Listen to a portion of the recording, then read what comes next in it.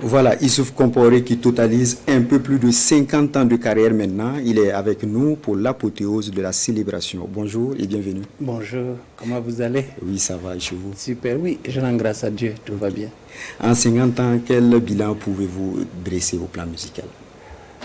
D'abord, c'est une occasion pour moi de rendre grâce à Dieu pour ce qu'il m'a permis de vivre longtemps et d'avoir cette santé-là qui m'a permis de pouvoir commencer la fête pour mes 50 ans. En fait, c'est un événement qui, au-delà des festivités, représente énormément pour moi. En fait, je suis en train de vouloir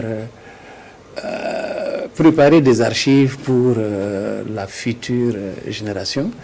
Disons que c'est un flambeau que je vais transmettre. Ce que Dieu m'a permis d'avoir pendant les plus de 50 ans, je crois que c'est bon que je puisse le communiquer aussi aux autres. C'est comme ça que la carrière doit se terminer. On doit être célébré. Voilà, ouais, aussi. Voilà. On se rappelle encore le titre Zenabo. C'est ça. Quel contexte a prévalu cette œuvre-là? Zenabo, c'est une chanson qui vient vraiment du plus profond de mon âme. C'est l'histoire de ma défunte épouse. Disons que quand nous nous sommes connus, j'étais très jeune à l'époque, elle aussi. Bon, on a sympathisé et tout, et puis la première fois que je suis allé la chercher pour qu'on sorte, on n'est pas allé en boîte ou bien au restaurant ou au bar, comme on les dit. jeunes le font aujourd'hui. Oui, à l'époque aussi, mais bon, nous on avait choisi de trouver un endroit tranquille pour d'abord communiquer, parce que moi je voulais une relation durable, elle aussi, heureusement. Et donc, le Kouilranoré, c'est une rivière. Mais en réalité, c'est au grand barrage de Ouagadougou que nous nous sommes rencontrés. Et puis, enfin, on s'est retrouvés. Je suis venu la chercher à moto, on s'est retrouvés là-bas. Et on est resté au moins 2 heures sur la digue. Je lui ai parlé de moi, de toute ma vie. Et c'est justement cette histoire que je raconte dans Zenabo. Elle a attendu que je finisse de parler, de raconter tout ça, je t'aime et tout et tout. Après, elle m'a demandé seulement, est-ce que c'est pour m'épouser ou bien tu veux qu'on devienne juste des amis, aller danser, aller boire un coup et tout. Si c'est ça, tu perds ton temps. Mais si vraiment tu as besoin, moi aussi je t'aime bien, mais si tu veux vraiment être sérieux avec moi, si tu veux on passe le reste de notre vie ensemble. Alors, et depuis ce jour jusqu'au jour où Dieu l'a rappelé, on est restés ensemble. C'était super. Alors, paix à son âme. Et Merci. Cela vous a propulsé. Dites-nous quel est votre plus grand souvenir dans la musique qu'il y avait? Oula, alors les souvenirs, j'en ai tellement. Qu'est-ce que je peux vous raconter? J'ai eu des spectacles vraiment qui m'ont tellement marqué, oui. Je pense par exemple à la soirée où c'était un concert à la Maison du Peuple. À l'époque, la Maison du Peuple était vraiment pimpante et tout. On avait des jeux de lumière formidables et tout et tout. Et ce jour-là, j'ai chanté « Dis-lui que je l'attends ».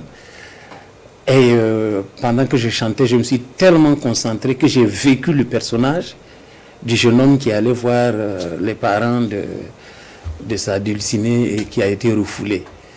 Et je l'ai tellement vécu profondément que j'ai commencé à sangloter sur scène. J'ai commencé à pleurer. Et quand le technicien lumière m'a vu pleurer sur la scène, il a coupé toutes les lumières et il a mis le faisceau sur moi. Donc toute la Maison du Peuple était concentrée, était focus sur moi et on voyait mes larmes qui coulaient. Et puis l'animateur, c'était Jean-Pierre Ilboudo à l'époque.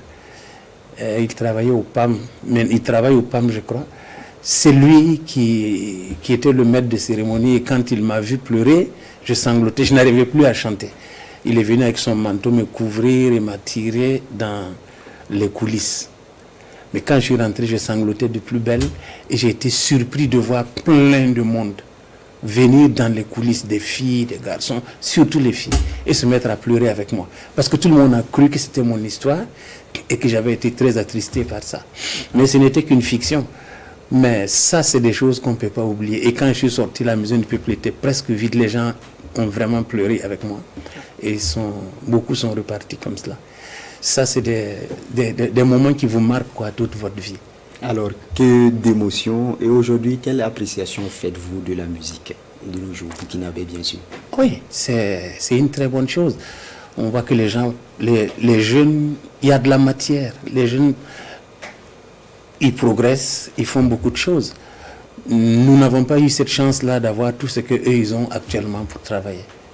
Mais ce que je peux leur conseiller, c'est de travailler davantage et surtout d'avoir beaucoup d'humilité.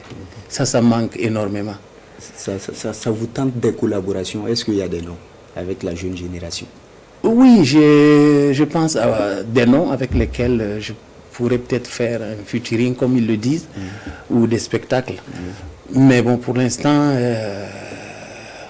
on est en train de réfléchir, mon staff et moi. Okay. Voilà. Parce que les 50 ans ne s'arrêtent pas à Ouaga. Nous devons aller à Bobo, nous devons aller à Ouiguia, nous devons aller à Tinkotogo. C'est ce qui est prévu. Voilà, vous avez fait Koudougou l'année passée. Exactement. Voilà. Ouais. Et pour la célébration de vos 50 ans de carrière, vous disiez tout de suite ce qui a été fait, qu'est-ce qu'il reste à faire? Alors, il reste déjà quelques spectacles. Et si Dieu le permet, moi j'aurais aimé aller dans toutes les régions. C'est parce que la situation est très difficile. Mais nous prions que ça s'améliore afin que je puisse aller. Moi, je ne sais plus combien de fois j'ai fait le tour du Burkina Faso. Combien de fois dans toutes les grandes villes, les villages et tout ça. Donc j'aimerais quand même repartir au moins une dernière fois pour dire merci à tous ceux qui m'ont soutenu. Mais il reste les albums parce que j'ai un coffret de 50 chansons que je suis en train de réaliser pour matérialiser les 50 ans. 50 chansons pour matérialiser donc mes 50 années de musique.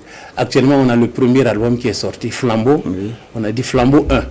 Et c'est 10 chansons. Et je suis en studio en ce moment même pour la sortie du deuxième album qui est Flambeau 2. Très bientôt. Et le reste va suivre. Voilà. Et j'ai pris Dieu que les gens m'accompagnent parce que c'est ce qui manque actuellement. Okay. Parce que c'est des choses qui coûtent assez cher et malheureusement, c'est pas toujours accompagné, c'est pas toujours suivi. Et c'est ça aussi les difficultés. Alors, c'est dommage. Alors, Youssouf Komporé, c'est dimanche. On vous connaît également très religieux. Restez avec nous pour la suite de ce journal.